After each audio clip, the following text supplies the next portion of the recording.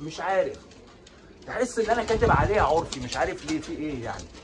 فرد الحمام راح فين؟ فرد الحمام طلع من هنا. بصوا اهو اهو اهو يا جدعان، بص تحس معايا عصابه قاعده معايا في الغي.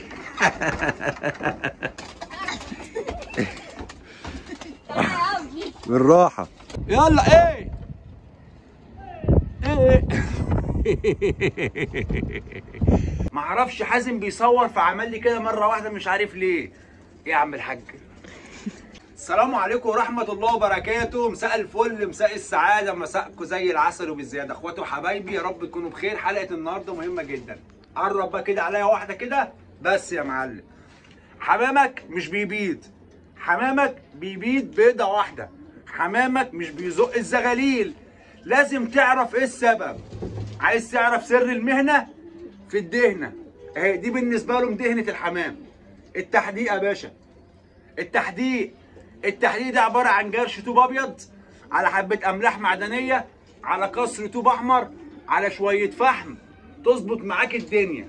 معرفش حازم بيصور فعمل لي كده مره واحده، مش عارف ليه. ايه يا عم الحاج؟ بيضحك. معلش يا جدعان، هيجي لكم الاعصاب من فيديو الشباب اللي بيصور.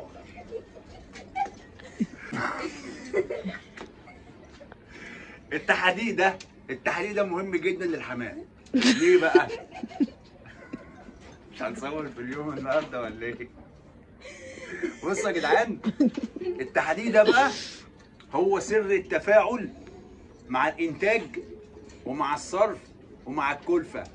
ما بتحطش تحديق للحمام ما تشتكيش من اللي انت بتشتكي منه. طيب بتعمل ايه بقى؟ انزل كده هنا على الطواجن دي اهو. بص يا باشا انا هعمل ايه. ادي حامله طاجن اهو، وادي طاجن تاني اهو، وادي طاجن تاني اهو، حاملاهم كلهم اهو اهو. تمام. وهبدا اخد كل طاجن منهم اخش على الحمام. دي نتايه، تعالى كده معايا يا حازم. دي نتايه اهي واقفه لوحدها زي ما انتم شايفين اهي. تمام. هحط المكلف كده، هحط المكلف كده خلاص عندها. هخش النتايه اللي جنب منها اهي برضو احط لها المكلف ده هنا. دايما التحديد تكون عندهم. طيب نسيبنا بقى من دول، نروح مثلا لقص. خليكم معايا انا. نروح لقص عنده زغلولتين او عنده حصوتين هيفكوا. لازم برضو تحط لهم تحديد، لازم تحط تحديد. قص بيكسر لازم تحط له تحديد. نخش هنا في قص في دكر صافي وانتهي عادي اهي، باينين معانا. تمام. برضو هاخد لهم مكلف فيه تحديق اهو، واحطه لهم في الزاويه بتاعتهم. طيب واحد هيقول لي يا تربو ايه فايده التحديق للحمام؟ ايه الفايده اللي الحمام بيحدق؟ اول حاجه املاح. الحمام بيحتاج املاح معدنيه كتير، الحمام بيحتاج مغنيسيوم، محتاج حديد، محتاج حاجات كتير الحمام بياخدها وهو طاير. يعني مثلا ممكن تبقى واقف كده تلاقي الحمام بتاعك واقف على المنشر لو انت بتربي في بلكونه او على سطح سايب، وتلاقي الحمام بينقر في المنشر الحديد. طب ده بياكل ايه من الحديد؟ بيجيب حديد من الحديد ده، بياخد الصدى بتاعه، بيقف على السور بتاع الحيطه مثلا ويفضل ينقر في الحيطه، بيحدق، بياخد الاملاح بتاعته اللي هو محتاجها. طب دلوقتي الحمام ده محبوس، لازم احنا نوفر له الحاجه اللي هو بياخدها. تمام. فانت بتوفرها له ازاي؟ بتجيب له قالب طوب احمر تكسره له تخلوه تراب، وتجيب قالب طوب ابيض تكسره له تخلوه له تراب، وتجيب شويه فحم وكيس املاح معدنيه وتعمل له خلطه تحديق. تمام. وبتبدا تحط لكل قص منهم في الباب بتاعه زي ما انا وريتك. للحمام كله، للحمام كله، حتى حمام النش فوق يا جدعان لازم يكون عنده تحديق في الباب بتاعه. التحديق بقى بتساعد على ايه؟ الحمام ما بيهدمش. يعني ايه؟ يعني الكلفه دي لما الحمام بياكلها صحيحه ويصرفها صحيحه. طيب ايه اللي يخلي الحمام يصرف الكلفه دي من غير ما بيندغها ولا بيخليها عجينه؟ في انثى اللي هي بتصرف الكلفه من الحصله للبطن او للامعاء على طول. الانثى دي لازم يكون فيها خشانه، فيها شويه طوب، ممكن ياخد زلطتين 3 علشان تجرش الكلفه وتدخلها للمعده. فلازم يكون فيه تحديق، لازم يكون فيه حاجه خشنه في الانثى، فالحمام محتاجها علشان يصرف معاك الكلفه على طول. طب الحمام لو ما صرفش يمرض منك. دي اول حاجه. تاني حاجه، الاملاح والكالسيوم اللي بياخده الحمام من التحديق دي بيخلي فرد الحمام ريشه يطلع عريض، يطلع مظبوط. تمسك فرد الحمام، سيب انا حاسس بيك، تمسك فرد الحمام تحس ان فرد الحمام ريشه مطلع بودره. هو حد يقول لك بص انا مبدر الحمام وبص الخدمه، هي كده كده من عند ربنا، حاجه رباني مش انا اللي بعملها ولا انت. البودره اللي بتطلع من ريش الحمام دي من التحديق. دي فوائد التحديق. لو انت ما بتحدقش هتلاقي الحمام بتاعك ما بيصرفش كلفه كويس، يبدا الحمام بتاعك يخس او يكش ويسيف ويعمل زبله خضراء ويمرض منك. تاني حاجه، تحس ان ريش فرد الحمام مهدل كده وطالع مخرم. تالت حاجه، لو عندك زغالين مش هيزقها كويس. رابع حاجه، لو عندك نتايه بتبيض هتلاقي النتايه طولت شويه في البيض، لان النتايه بتحضر قشره البيض من الطوب ده والتحديق ده والكالسيومات اللي بتطلع منها والاملاح دي. بتبيض بيضتين جايبه بيضه واحده، برضه ده السبب.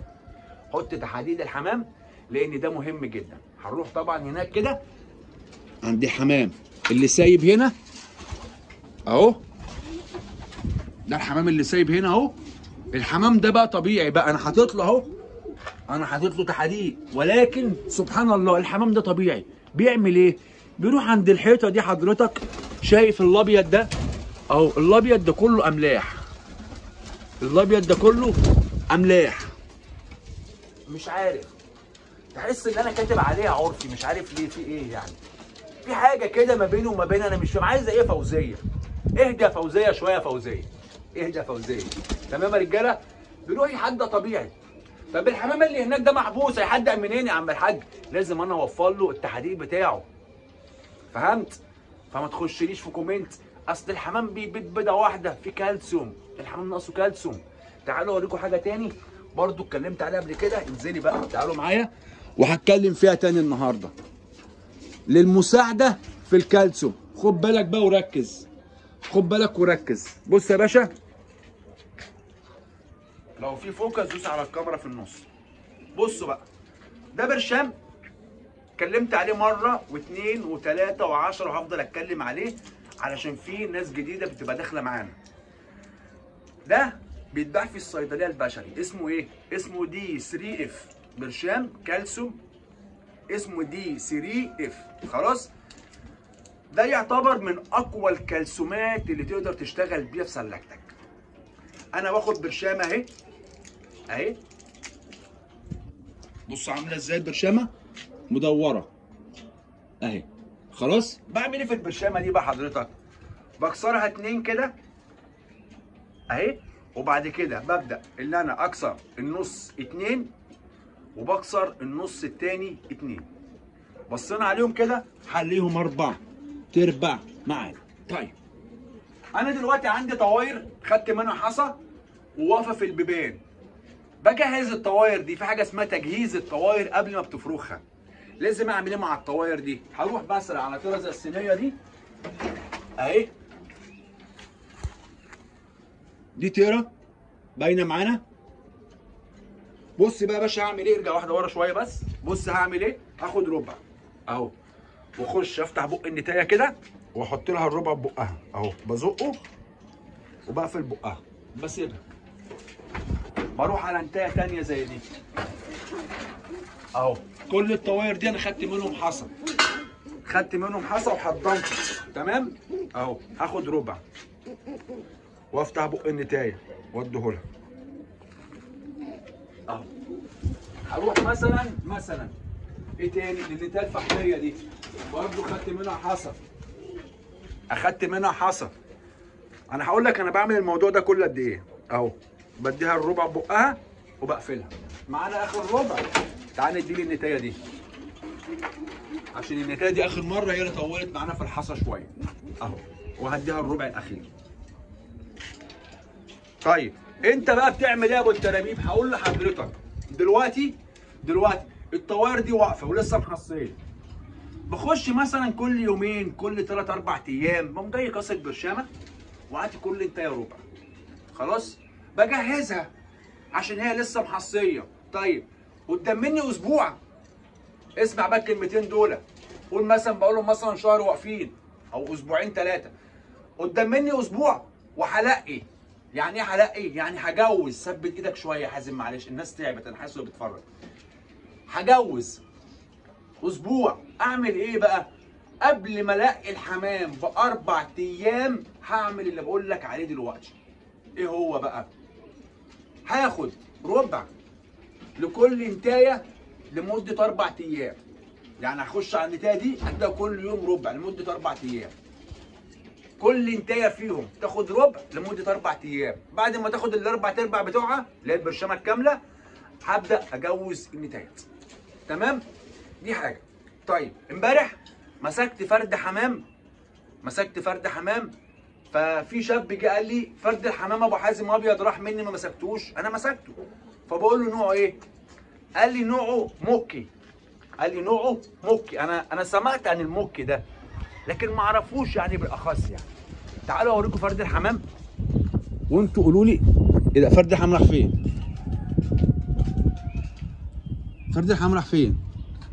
فرد الحمام طلع من هنا يا جدعان. فرد الحمام طلع من هنا يا جدعان. انا كنت جاي اوريهولكم والله. ولا فيها موكي ولا موكي والله. كنت حاطه هنا. بصوا احنا ممكن نطلع الغيه فوق، ممكن يكون في الغيه، ممكن. اقفل الباب بتاعته. تعالوا بقى نطلعوا. والله يا جدعان انا كنت لسه سايبه حالا. تعالوا بقى نطلع فوق. يمكن نلاقيه في الغيه. ممكن. ها اهو. بصوا اهو يا جدعان. بصوا اهو. شايفينه؟ اهو. بصوا بيعمل ازاي؟ اهو. اصل هو امبارح هو كان في الغيه. انا امبارح ماسكه من الغيه. طلع تاني الغيه اهو. بصوا. هل ده بقى نوعه موكي ولا نوعه؟ انا شايفه بيهز راسه بس وديله مش هزاز يعني. ديله عاطي نص هزاز اهو. المهم هنعمل ايه دلوقتي؟ شد الشبكه عليه. بص تحس معايا عصابه قاعده معايا في الغيه. عصابه قاعدين في الغيه اهو يا جدعان. بصوا اهو. خش امسكوا يا عمر الابيض ده بالراحه بس. لا بالراحه. بالراحه. ايوه اهو. وريهولنا بقى. امسكوا بقى. امسكوا عدل بقى. امسكوا كده كانك غوا حمام. ارفع جناحه فوق بدل ما اديك على دماغك يا ابني. ارفع جناحه فوق. امسكوا انت حازم. وريهولنا حازم. اديه لحازم. لا خلاص. اديه لحازم بس هيعلمك حازم اهو يا جدعان. طبعا بصوا بقى حازم هيمسكوا ازاي. على فكره انا لا مخلي حازم يربي حمام ولا عمر، هم بيخدموا بس اهو. بصوا فرد الحمام اهو. ده عايز اعرف نوعه ايه. افتح الشبكه. يلا افتح الشبكه. اصبر بس يا ابني اصبر. بصوا الحمام طار ازاي اهو يا جدعان. ادي فرد الحمام اهو. عايزك تقول لي بقى نوع فرد الحمام دوت ايه؟ ده موكي زي ما صاحبه بيقول ولا ايه؟ خلاص يا رجاله، اتمنى اللي فيديو النهارده يعجبكم. تعالوا الجو. بص الجو. تعالوا شوفوا الجو عمال يقول ايه للحمام. تعالوا نجيب الجو نصوروه. بصوا الجو بقى. بصوا الجو. بصوا ايه. بصوا الجو. شاور يا جو. شاور لهم. بصوا. العب يا جو. يلا ايه.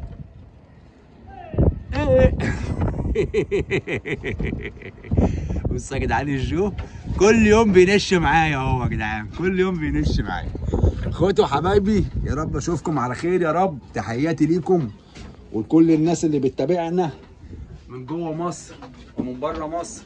تحياتي لكل الوطن العربي والسلام عليكم ورحمه الله وبركاته.